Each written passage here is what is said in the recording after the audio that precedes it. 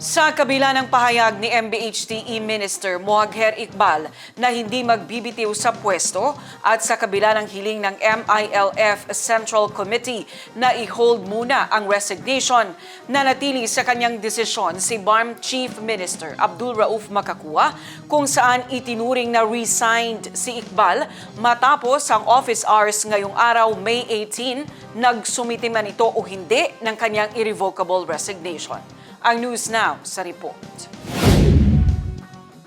Pinagsusumite ng irrevocable resignation ni BARM Chief Minister Abdul Rauf Makakua sa MBHTE Minister Moagher Iqbal.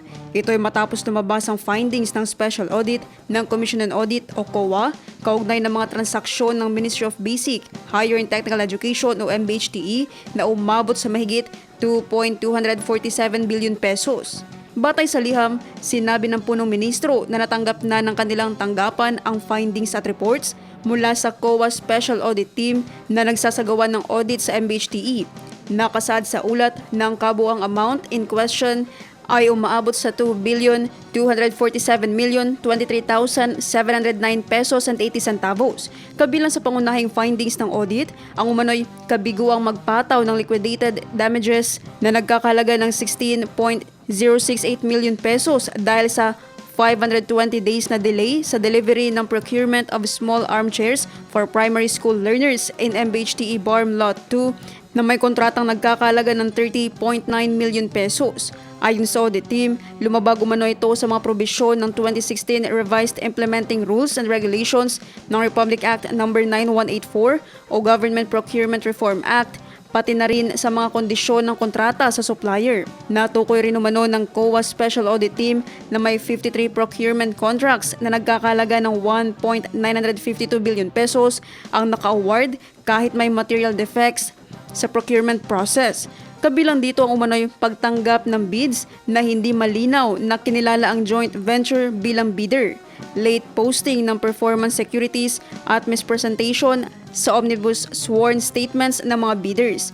Ayon pa sa findings, ang notices of awards, contracts at notices to proceed ay naipangalan umano sa isang partner lamang sa halip na sa buong joint venture entity na maaaring makaapekto sa pagpapatupad ng solidarity liability sakaling magkaroon ng paglabag sa kontrata.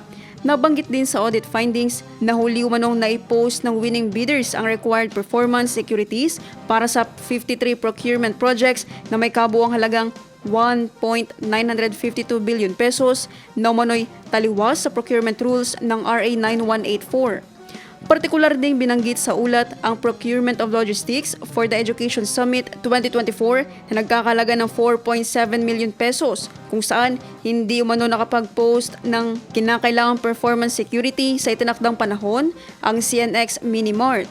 Bukod dito, sinabi rin ng audit team na may 73 disbursement vouchers kaugnay ng procurement of goods na nagkakahalaga ng 2.247 billion pesos ang naproseso at nabayaran kahit kulang umano sa ilang required procurement documents. Dahil dito, nakapaglabas na rin umano ng initial notices of disallowance laban sa mga naturang transaksyon at posible pang madagdagan ang mga ito sa mga susunod na araw.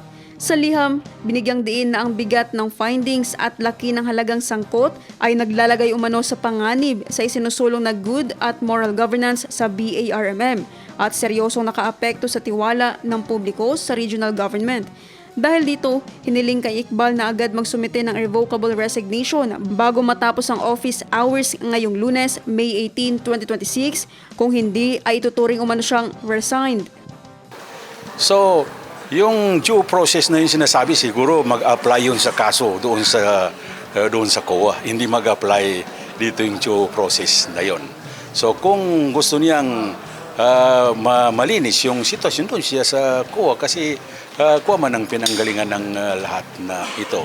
And remember, I just want to inform you that removing somebody here in BARM, particularly yung mga ministries, even the newly installed MILG and Bon Al-Hakas Mapar and Menri of Ibrahim, kahit walang kaso yun, pwedeng tanggalin.